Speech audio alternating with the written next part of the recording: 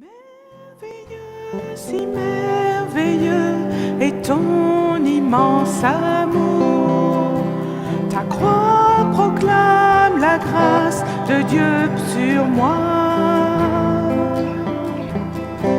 Personne n'a vu ni entendu et nul ne peut saisir combien tu es puissant et glorieux.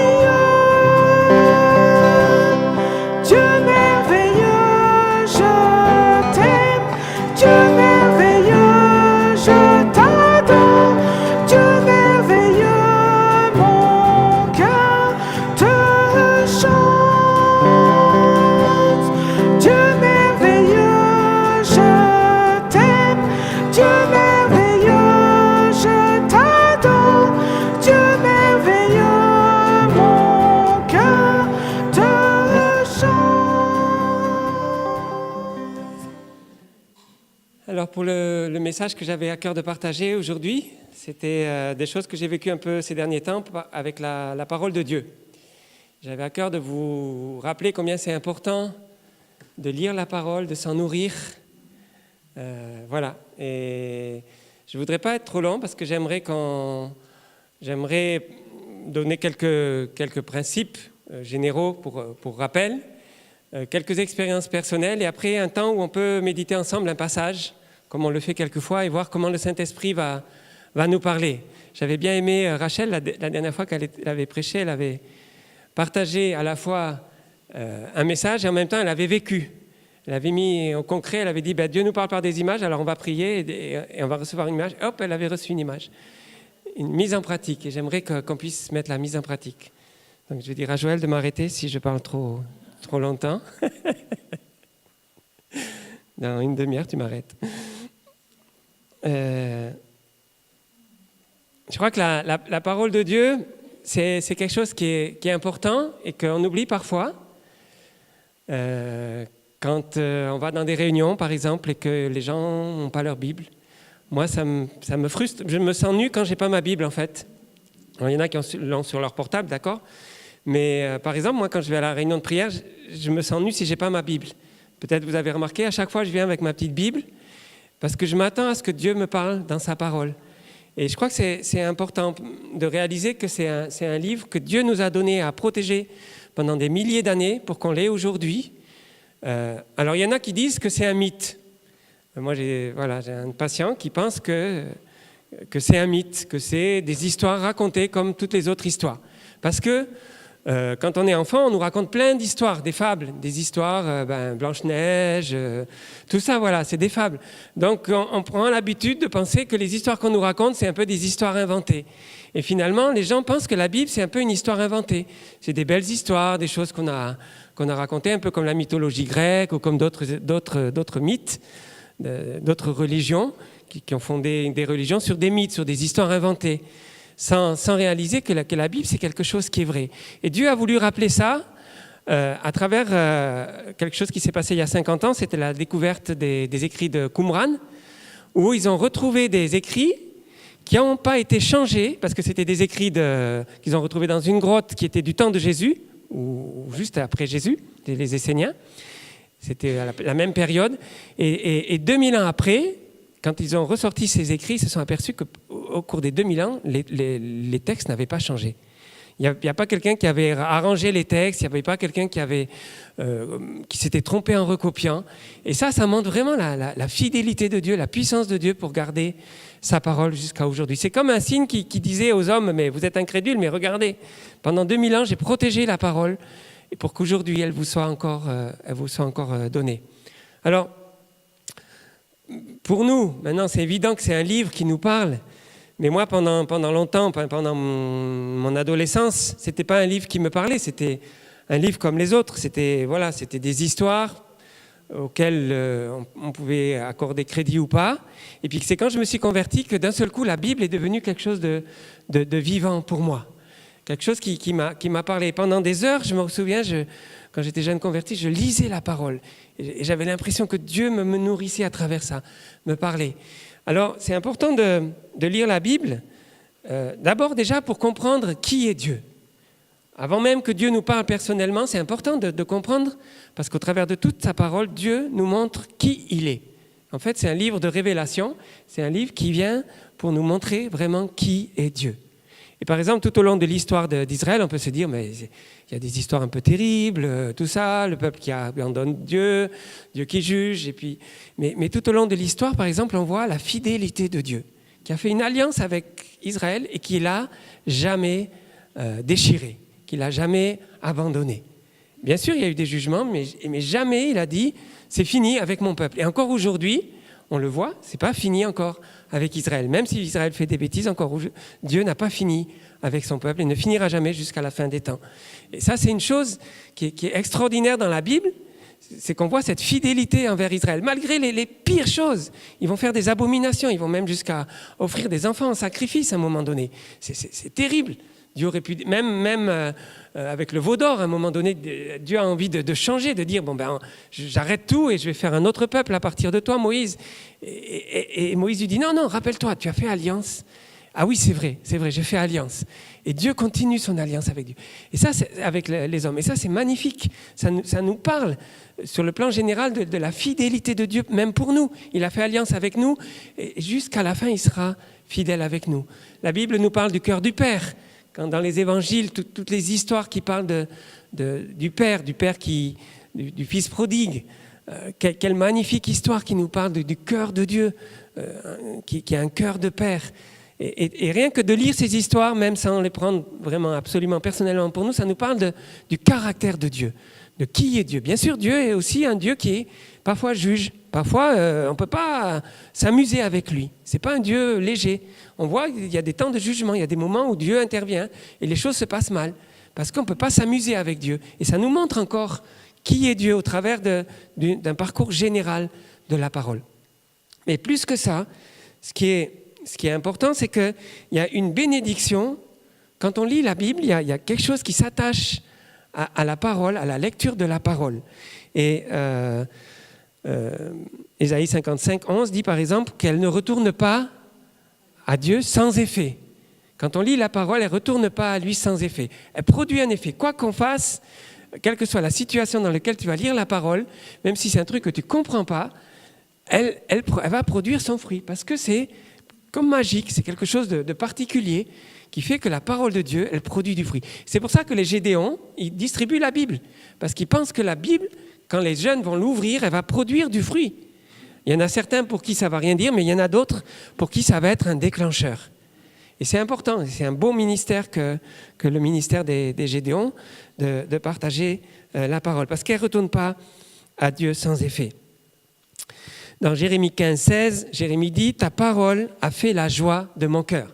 Un autre effet que produit la parole, c'est qu'elle nous réjouit.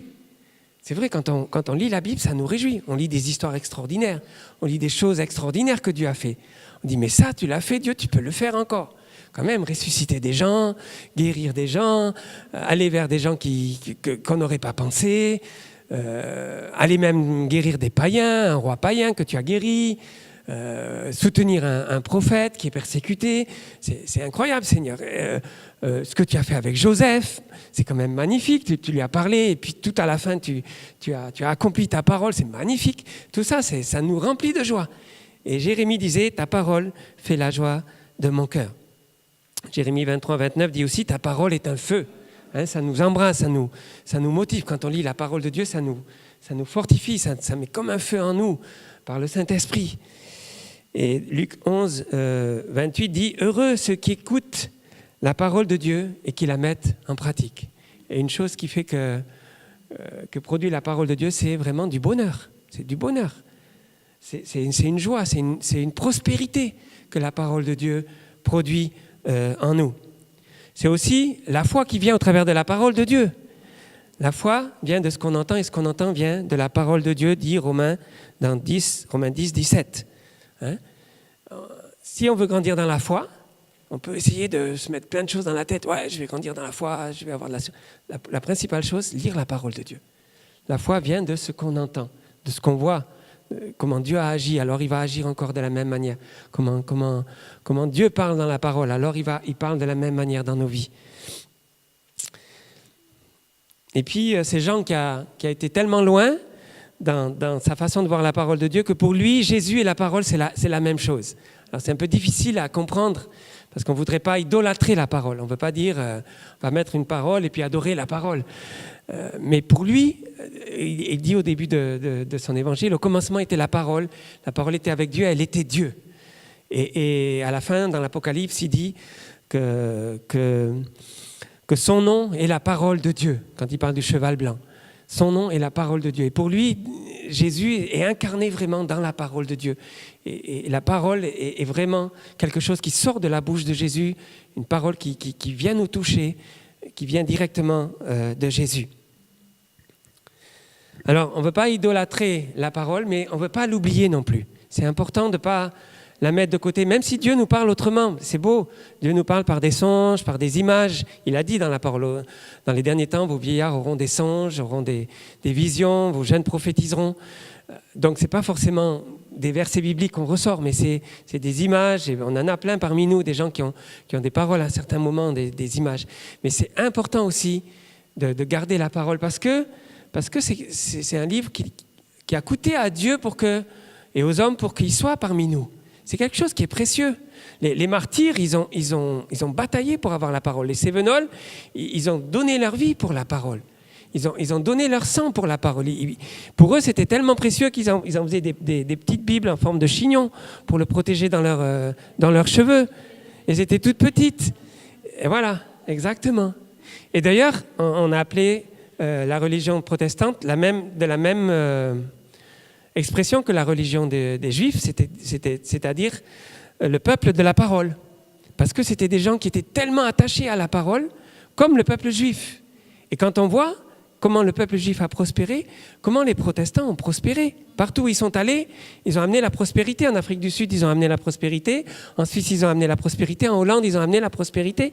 Parce que c'était le peuple du livre. Parce que Dieu a dit que celui qui met en pratique la parole sera heureux, sera béni, sera prospère. Et c'est important pour nous qu'aujourd'hui encore, on n'oublie pas ça. Parce qu'on est attaché au Saint-Esprit. Alors c'est super, on va dans des conventions, on vit des choses fortes, mais c'est important qu'on s'attache à la parole et qu'on écoute la parole. Parce qu'elle nous parle personnellement. C'est un moyen que Dieu a choisi pour nous parler personnellement. Alors quelquefois, il y en a qui disent, moi j'entends rien, j'entends pas Dieu me parler. Mais lis la parole, tu vas voir que Dieu va te parler. Et j'avais un ami... Carlo Brunolé, évangéliste, et je me souviens, il parlait avec un jeune et le jeune il disait mais moi j'entends rien, je comprends rien. Puis il lui dit mais prends la table des matières et puis tu regardes tous les livres et puis tu demandes au Seigneur de te conduire. Tu prends tous les livres et puis à un moment donné, tac, le Seigneur va t'arrêter à un livre. Et puis après, tu ouvres le livre et puis tu demandes le chapitre. Et il a fait cette expérience et Dieu lui a vraiment parlé. C'était la première fois. Et il ne pensait pas que Dieu pouvait lui parler comme ça.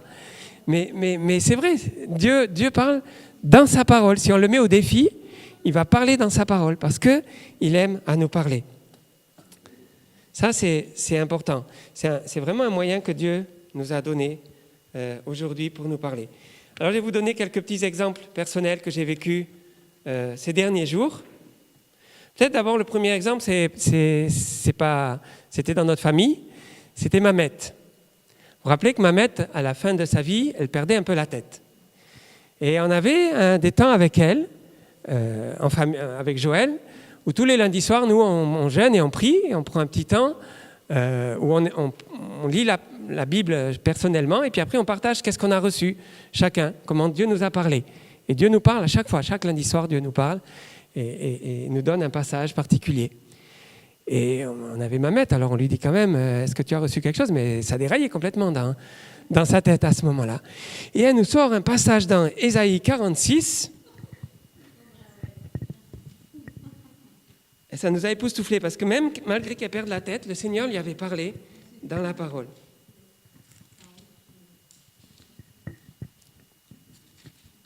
« 46, hein? Il me semble que c'était Ésaïe 46. « Écoutez-moi, maison de Jacob, et vous tous restes de la maison d'Israël, vous que j'ai pris à ma charge dès le sein maternel, que j'ai porté dès votre naissance, jusqu'à votre vieillesse, je serai le même. Jusqu'à votre âge avancé, je vous soutiendrai. Je l'ai fait, je veux encore vous vous soutenir et vous libérer. Et c'était magnifique qu'elle reçoive ça.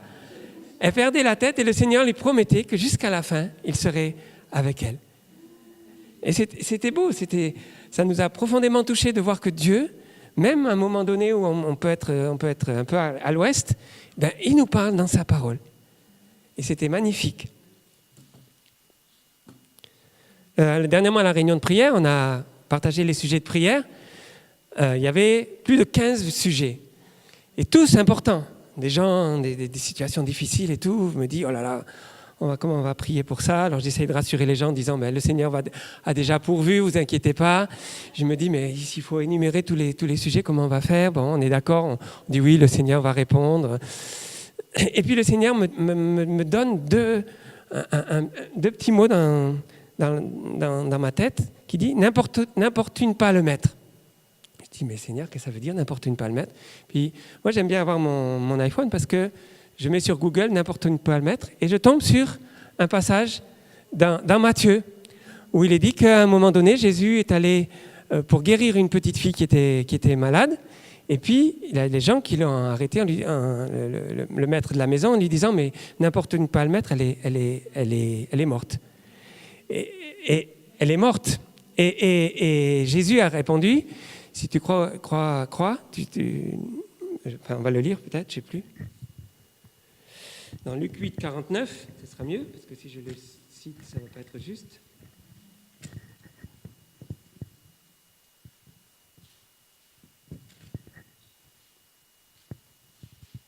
Il parlait encore lorsque survint le chef de la synagogue en plus, quelqu'un important qui disait, ta fille est morte, n'importune plus le maître, n'importune pas plus le maître. Ça veut dire laisse-le tranquille. Et moi, j'avais l'impression que c'est comme s'il fallait arrêter parce qu'on bassine le Seigneur avec tous nos sujets, nos 15 sujets de prière.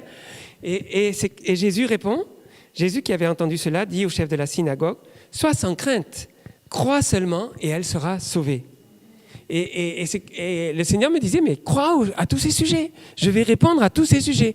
Et même s'il y en a 16 ou 17, c'est parce qu'on en a rajouté encore après. Il n'y en avait pas assez. On a rajouté ton frère et d'autres encore. Et le Seigneur, il nous disait, mais croyez et vous allez voir, ça s'accomplit. C'est pas l'important, c'est pas de faire des grandes prières, c'est de croire. Juste apporter au Seigneur, de croire. Et même s'il y a 20 sujets, on les apporte au Seigneur, on croit. Et ça va marcher. Et voilà, c'est important. Si je n'avais pas eu ma Bible à la réunion de prière, je n'aurais pas eu cet encouragement à ce moment-là, ni Google. Bon, parce que moi, j'ai une mémoire à trous, donc je ne retrouve pas toujours les versets. Mais il y en a qui... Martial, il a une très bonne mémoire. Lui, j'aurais dit, le verset, il aurait trouvé tout de suite où c'était.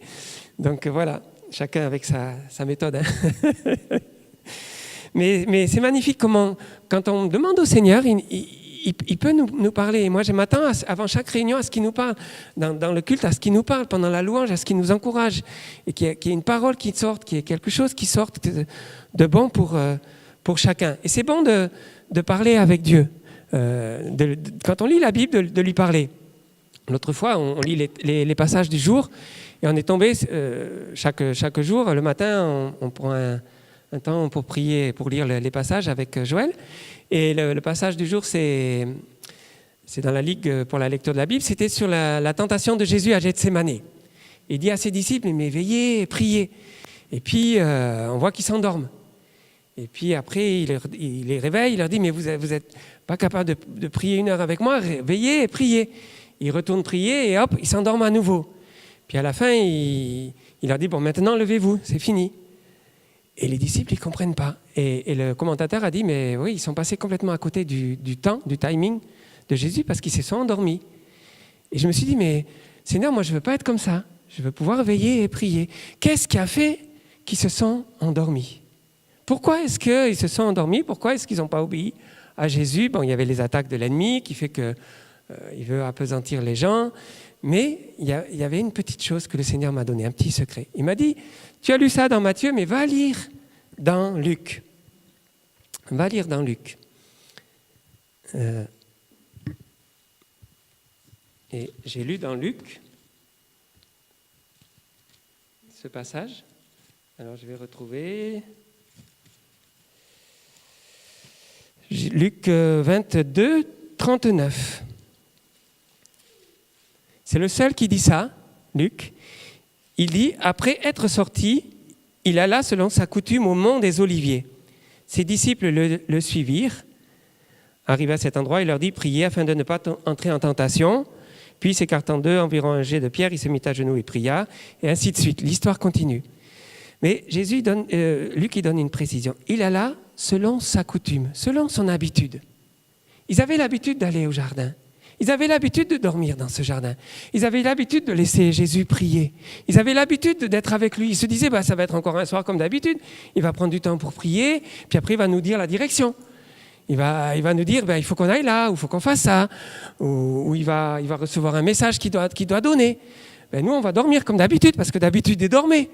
D'habitude, c'est Jésus qui priait, c'est lui qui les conduisait. Sauf que cette fois-ci, il n'aurait pas fallu prier. Mais Dieu m'a parlé, il m'a dit, fais attention à tes habitudes. Fais attention à tes habitudes de réunion, où tu vas aux réunions, puis tu t'attends pas. Tu penses que les réunions, elles vont continuer comme d'habitude. On va faire une réunion de prière comme d'habitude, on va faire un culte comme d'habitude, on va faire une veillée de louange comme d'habitude. Et le Seigneur, il dit, mais attention aux habitudes, parce que c'est ça qui va vous faire endormir. Et ça m'a parlé simplement de lire la Bible et de communiquer avec Dieu. C'est magnifique. Et Dieu m'a dit, mais regarde, étudie les passages dans les autres évangiles et regarde dans Luc. Et c'est le seul Luc qui dit, Jésus avait l'habitude avec ses disciples d'aller à cet endroit. Et s'il le dit, c'est qu'il y avait une raison. C'est que, voilà, c'était leur habitude, mais ça a été dommageable pour eux d'avoir cette habitude. Encore un petit témoignage, et puis après on part. Ça fait pas une demi-heure, non, ça va?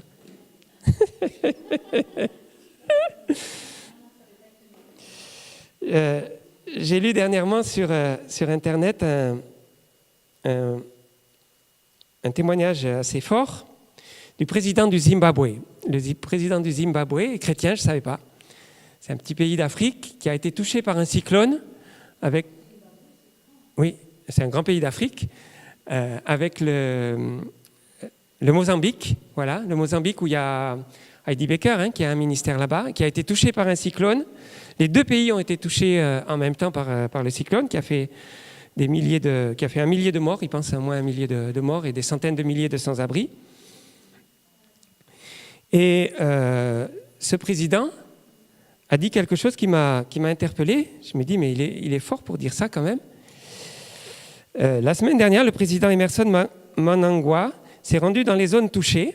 De retour à Harare, dans l'église où il allait d'habitude, il a décrété 2 jours de deuil national et a appelé la population à la prière. Il a fait référence au récit déchirant dont il a été le témoin dans les zones dévastées, puis a déclaré qu'il était temps de chercher Dieu, car personne n'a de réponse face à la situation du pays.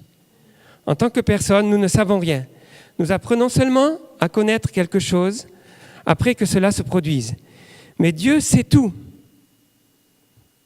même les choses à venir. Job a perdu tous ses enfants et sa richesse, mais il ne s'est jamais détourné de Dieu. Nous devrions l'accepter, bien que cela soit difficile, même pour moi. Parfois, nous demandons à Dieu pourquoi il permet que de telles choses se produisent, également s'il existe toujours. Nous ne pouvons pas diriger Dieu, mais nous acceptons simplement ce qu'il a fait. Prions et cherchons Dieu quand nous le pouvons encore, car un désastre peut survenir à tout moment et sous différentes formes. Nous sommes tous pécheurs et nous devrions tous nous tourner vers Jésus pendant que nous sommes encore en vie. Il a fait un discours à son pays en proclamant 2 jours de deuil et de prière, en disant « Nous sommes tous pécheurs et nous devrions tous nous tourner vers Jésus pendant que nous sommes encore en vie. » Et quand je lisais cela, le Seigneur m'a dit « Mais lis le psaume 107. » Alors j'ai lu le psaume 107 et au verset 33 et 34, Dieu donne une explication. Il change les fleuves en désert et les sources d'eau en terre desséchée, le pays fertile en pays salé. C'était ça, le Mozambique, c'était quand même assez fertile et d'un seul coup, c'est devenu salé parce que la mer a tout envahi et que là, maintenant, les puits sont tous salés. Quand on voit à cause de la méchanceté de ses habitants. Et c'est à cause du péché que des catastrophes arrivent. Et c'était bien que le président dise, on est tous pécheurs, on doit se repentir pour pas qu'une autre catastrophe nous arrive. C'était magnifique. Et voilà comment on peut parler avec le Seigneur. Et le Seigneur m'a dit, mais bon, alors j'ai lu tout le psaume 137 avant de trouver le bon verset, et c'est beau, je vous encourage à le lire, c'est un beau psaume qui parle de la puissance de Dieu, qui à la fois peut donner de l'eau dans des pays asséchés. Hein, après, il met aussi, il fait habiter les affamés. Il change le désert en étang, et la terre aride en source d'eau. Il peut faire le contraire. Il peut à la fois assécher des fleuves et il peut aussi amener la pluie dans des terres desséchées. Il y fait habiter les affamés. Il fonde une ville habitable. On voit que Dieu prend soin aussi des affamés, de ceux qui sont pauvres. Mais ça m'a vraiment parlé et j'ai dit, mais merci Seigneur, tu me donnes une direction. Quand on prie pour le réchauffement climatique, une des prières qu'on devrait avoir, c'est « Pardon Seigneur ». Parce que si des catastrophes vont arriver, c'est à cause de la méchanceté des hommes. C'est à cause de notre orgueil, c'est à cause de notre égoïsme. Parce qu'on veut toujours avoir plus de voitures, plus de biens, et finalement, on pollue la terre. Et une des choses que le Seigneur veut qu'on puisse vivre, c'est vraiment un temps de repentance mondiale. Et ensuite, il va nous donner des solutions. Mais tant qu'on ne vit pas ça, tant que les hommes cherchent des moyens humains, on ne va pas s'en sortir. Ce n'est pas parce qu'on va utiliser un peu moins d'eau pour brosser les dents que ça va changer le réchauffement. C'est notre repentance. Dieu nous dit, c'est votre, quand vous demandez pardon. Et je remercie le Seigneur pour ce président du Zimbabwe qui a compris ça et qui a publié ça dans son pays. Amen.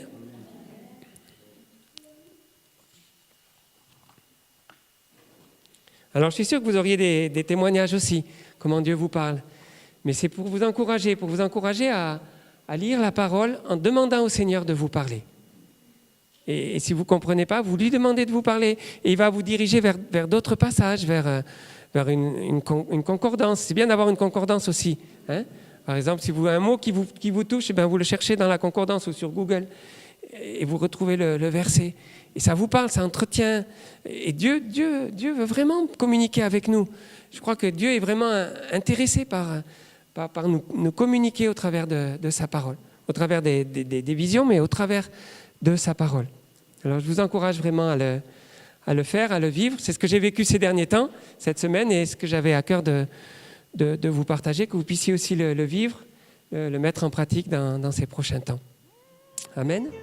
Si merveilleux est ton immense amour, ta croix proclame la grâce de Dieu sur moi. Personne n'a vu ni entendu et nul ne peut saisir combien tu es puissant et glorieux.